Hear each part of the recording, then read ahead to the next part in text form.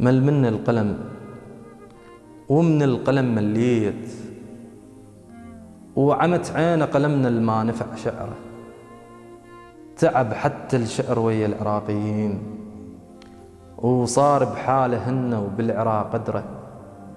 رسمت حروف العراق برسم فنان، وجمعت اربيل والانبار والبصره، وقلت لازم حروف توحد الخوان، ما معقوله هيك تصير فد مره.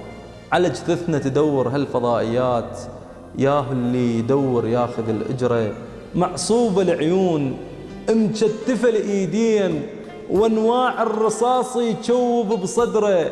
لا اهله اجوا وشفنوه بجفان، مجهول الهويه ومندرب امره. اذا الحنونه المادرت بالصار ما اكلت اكلها وبقت تنتظره يرد، وتريد تحكي وياه. اثار اليوم لازم ينقطع مهره، لان باعت ذهبها لضمته من سنين، حتى تزوج بنها ما فرح عمره. ما نامت بقت سهرانه كل الليل، ايا ليل العراق الما بزغ فجره. وما جاها صبر طلعت تدور عليه، مثل طلعت حمامه بعينها العبره.